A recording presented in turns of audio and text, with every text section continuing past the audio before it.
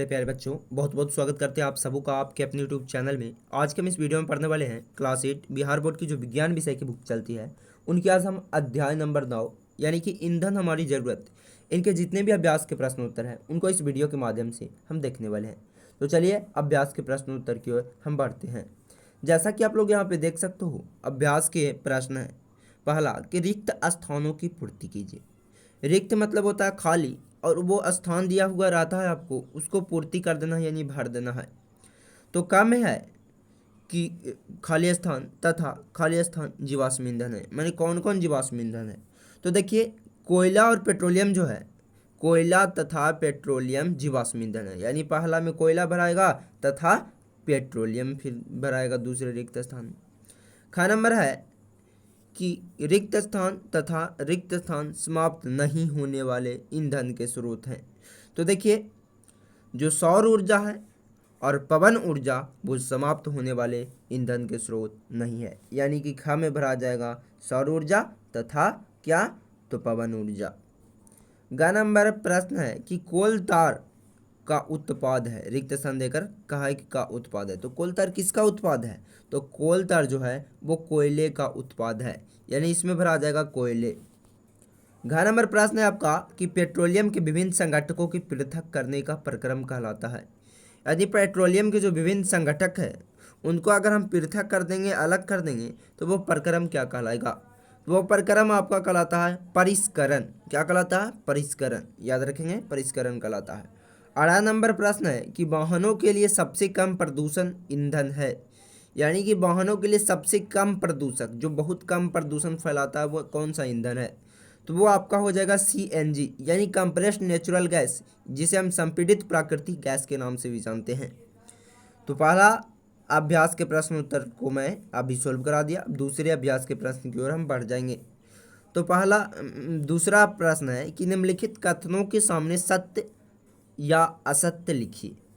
मतलब नीचे जो आपको कथन दिया गया है इसको आपको पढ़कर बताना कि ये सत्य दिया हुआ है या असत्य। अगर सत्य दिया रहेगा तो सत्य पर टिक लगा देंगे, असत्य दिया रहेगा तो असत्य लिख देंगे। ठीक। क्या नंबर है कि जीवाश्म ईंधन प्रयोगशाला में बनाए जा सकते हैं। तो ये बिल्कुल असत्य बात है। जो जीवाश्म ईंधन है वो हम लोग कहाँ नहीं बना सकते हैं? तो वो जीवाश्म ईंधन को हम लोग प्रयोगशाला में नहीं बना सकते हैं, यानी कि यह असत्य हो जाएगा। उसके बाद ख नंबर है कि कोक कार्बन का शुद्ध रूप है। तो जो कोक है वो कार्बन का शुद्ध रूप है, यह सही बात है, यानी कि सत्य पर हम टिक लगा देंगे या सत्य उसके सामने लिख देंगे। ग नंबर है कि पेट्रोल की अपेक्षा CNG अधिक प्रदूषक ईंधन है। मतलब पेट्रोल जो है उनकी अपेक्षा CNG ज़्यादा प्रदूषण फैलाता है, ये आपसे पूछा जा रहा है। तो देखिए, ये जो बात है ये बिल्कुल गलत है। पेट्रोल की अपेक्षा CNG अधिक प्रदूषक ईंधन नहीं है, यानी कि यह सत्य है। घ नंबर है कि बरौनी में तेल का कुआं है। तो जो बरौनी है वहाँ तेल का कुआं नहीं है, ये भी असत्य बात है, तो इसमें असत्य लिख देंगे। 8 नंबर है कि कोलतार विभिन्न पदार्थों का मिश्रण है। तो कोलतार जो होती हैं वो विभिन्न पदार्थों से मिलकर बनते हैं, यानी कि ये सत्य बात है, बिल्कुल सत्य है। इसके बाद आपका अभ्यास के प्रश्न उत्तर में है कि कोयला किस प्रकार बनता है।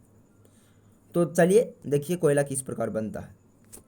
कोयला किस प्रकार बनता है, यही आपसे प्रश्न पूछा गया। तो देखिए, लाखों वर्ष पहले, बहुत पुराने वर्ष की बात की जा रही है, यानी बहुत लाख वर्ष पहले पृथ्वी के निम्न स्तरीय जलीय क्षेत्र में घने वन थे। मैंने माना जाता है, ये कन्फर्म नहीं है, आप ही बताओ, लाख वर्ष पहले कोई जीवित था?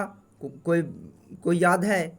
नहीं ना, जीवित था, लेकिन हम लोग तो नहीं जीवित थे, तो हम लोग को कैसे पता रहेगा? लेकिन ऐसा माना जाता है कि लाखों वर्ष पहले पृथ्वी के निम्न स्तरीय, जो पृथ्वी है उनके निचले स्तर पर जलीय क्षेत्र में घने वन थे।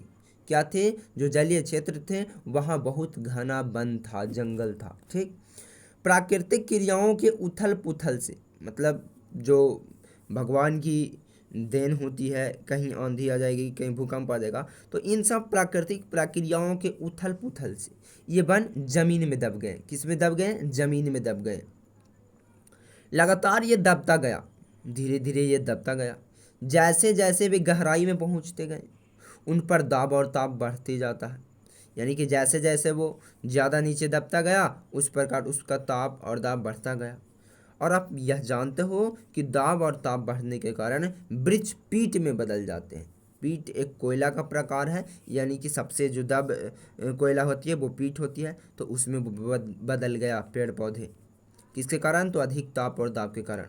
और बाद में लिग्नाइट और अंत में कोयले में बदल गए। ठीक, तो हम सिंपल रूप में कहें कि कोयला किस प्रकार बना, तो बहुत से वृक्ष हैं अधिक ताप एवं दाब के कारण दब जाने से कोयला का निर्माण कर देता है। सिंपल सी बात। चौथा आपका प्रश्न है कि जीवाश्म ईंधन समाप्त होने वाला प्राकृतिक संसाधन क्यों है? यानी कि जीवाश्म जो ईंधन है उन वे समाप्त होने वाला प्राकृतिक संसाधन क्या है, क्यों है? तो देखिए, जो जीवाश्म ईंधन होते हैं उनको बनने में लाखों लाखों वर्ष लग जाते हैं। जीवाश्म ईंधन में आपका क्या क्या आ जाएंगे? पेट्रोलियम आ गया, तो कोयला आ गया, तो ये सब को बनने में आपको हम अभी बताएं कि लाखों वर्ष लग सकते हैं। तो आप ही बताओ, यदि एक बार ये समाप्त हो गया तो पुनः मिल पाएगा? नहीं ना। तो ये कहना कठिन है कि इस प्रकार हम कह सकते हैं कि जीवाश्म ईंधन जो है जैसे कोयला और पेट्रोलियम समाप्त हो जाने वाले प्राकृतिक संसाधन हैं। यानी कि जितने भी आपके जीवाश्म ईंधन हैं, कोयले और पेट्रोलियम, ये समाप्त होने वाला प्राकृतिक संसाधन, क्योंकि इसका भंडार सीमित, ठीक ना। अगर ये समाप्त हो जाएगा तो ऐसा माना जा रहा है, ये कन्फर्म नहीं है कि हम लोग वृक्षों को लाखों वर्ष तक दाबे रहेंगे, अधिक ताप एवं दाब देंगे तो कोयला का निर्माण हो जाएगा और पेट्रोलियम बन जाएगा। ऐसा बात नहीं है, ये वैज्ञानिकों का मानना है।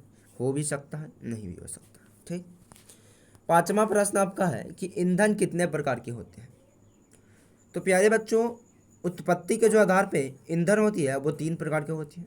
सबसे पहला होता है ठोस ईंधन, तो ठोस ईंधन में आपका लकड़ी और कोयला आ जाएगा। दूसरा होता है द्रव ईंधन, तो द्रव ईंधन के अंतर्गत पेट्रोल, डीजल आदि आ जाएंगे। तीसरा है गैस ईंधन, तो गैस ईंधन के अंतर्गत प्राकृतिक गैस आते हैं। ठीक, इसके बाद छठा प्रश्न आपका है कि पेट्रोलियम निर्माण की प्रक्रिया को समझाइए, यानी पेट्रोलियम कैसे बनता है। तो देखिए, पेट्रोलियम का जो निर्माण है वो समुद्र में रहने वाले जीवों से हुआ है। ऐसा माना जाता है कि जो पेट्रोलियम है उनका निर्माण कैसे हुआ है? समुद्र में बहुत से ऐसे जीव थे, उनके उनसे हुआ है। देखिए कैसे हुआ है। जब ये जीव मृत हुए, क्या हुए? जब ये जीव मृत माने मर गए, तो इनके शरीर समुद्र के पेंद में जाकर जम गए। माना जाता है कि समुद्र में एक बहुत बड़ा पेंदा बना हुआ, तो मतलब निचली स्तर पे जम गया और फिर रेत या मिट्टी की तहों द्वारा ढक गए। फिर धीरे धीरे बालू यानी रेत और मिट्टी की तहों से वो ढक गया। लाखों वर्ष में वायु की अनुपस्थिति में, मतलब बहुत दिन तक उसको जब वायु नहीं मिला तो उसकी अनुपस्थिति में उच्च ताप और दाब ने मृत जीवों को पेट्रोलियम और प्राकृतिक गैस में परिवर्तित कर दिया, मैंने बदल दिया। कैसे बदला? तो आपको फिर से मैं बताता हूँ कि जो पेट्रोलियम है उसको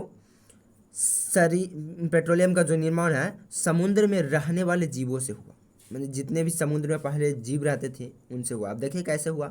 जब ये जीव मृत हुए, माने ये जितने भी जीव थे समुद्र में वो मर गया, एक ना एक दिन तो मरा होगा, तो मरने के कारण इनके शरीर समुद्र के पेंद में जाकर जम गया, जो निचले स्तर होती है उनमें जाकर जम गए। और फिर रेत या मिट्टी की तहों दोबारा धीरे धीरे क्या हुआ, वो रेत यानी बालू से और मिट्टी के तह से ढक गया। ढक जाने से लाखों वर्ष में वायु की अनुपस्थिति, जब वहाँ लाखों वर्ष तक वायु अनुपस्थित रहा यानी वायु नहीं मिला, तो उच्च ताप और दाब ने मृत जीवों को क्या कर दिया, जो मरे हुए ये जीव थे इनके पेट्रोलियम और प्राकृतिक गैस में बदल दिया। तो समझ गए आप लोग। अब सातवां प्रश्न की ओर हम बढ़ लेते हैं। तो सातवां आपका प्रश्न है कि कोयला के विभिन्न उत्पादों के अभिलक्षणों एवं उपयोगों का वर्णन कीजिए। तो देखिए, कोयला के जो विभिन्न उत्पाद हैं वो है कोक और कोलतार।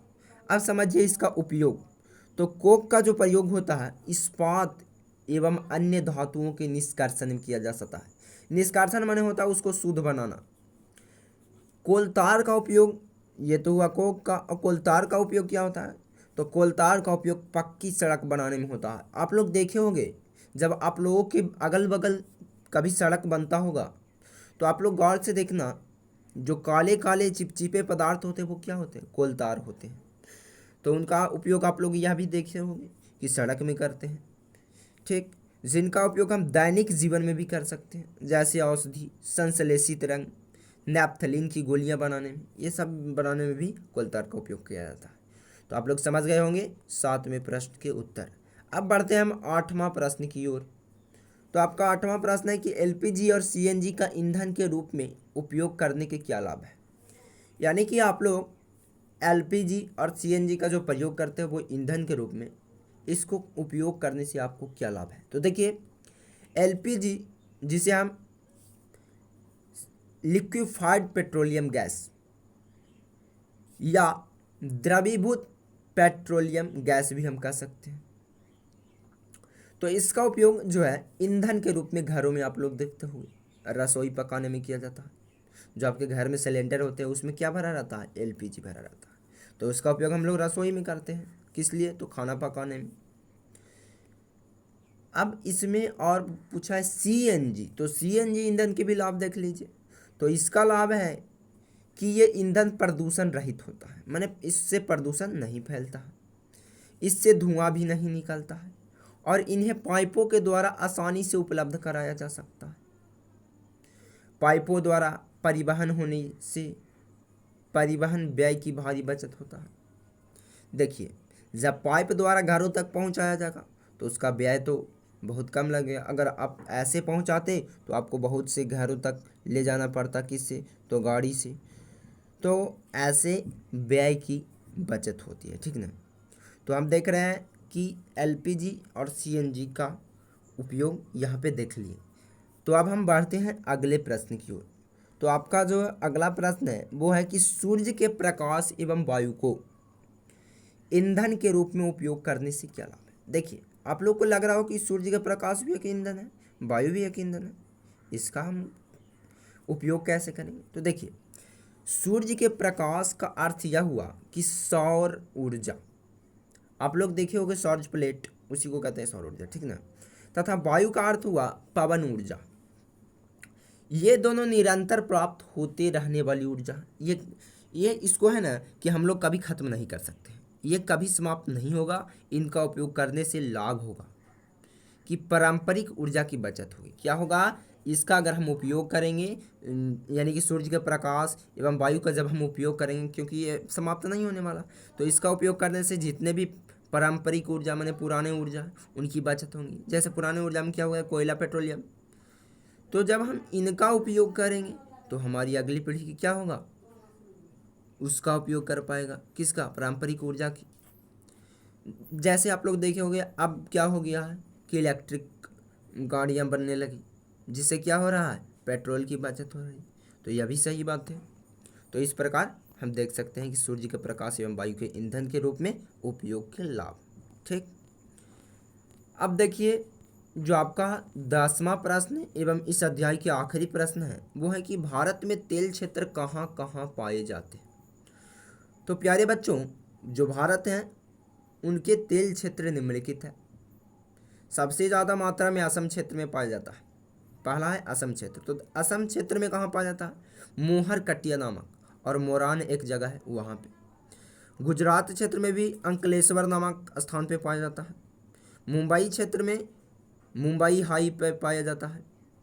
भारत में अन्य स्थान पर भी तेल मिलने की आशा है, जिनकी खोज अभी क्या कर रहा है, चल रहा है, ठीक। तो ये थी आपकी अध्याय नंबर 9, ईंधन हमारी ज़रूरत, इनके अभ्यास के प्रश्न उत्तर।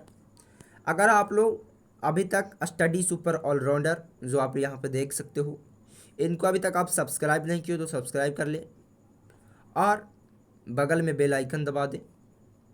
और आप लोगों को मैं बता दूं कि इसी तरह का जितने भी इसके पहले वाले अध्याय हैं विज्ञान के, वो आपको हमारे प्लेलिस्ट में, हमारे चैनल के जब आप प्लेलिस्ट की ओर बढ़ोगे तो आपको यहाँ पे लिखा हुआ मिल जाएगा class 8th science Bihar board. इसमें आपके सभी अध्याय का प्रश्न उत्तर मिल जाएंगे। तो आप लोग यहाँ पे विजिट कर हमारे चैनल के प्लेलिस्ट में, मतलब यहाँ पे विजिट कर आप लोग सभी अध्यायों को अच्छी तरीके से पढ़ सकते हो। तो इस वीडियो में इतना ही।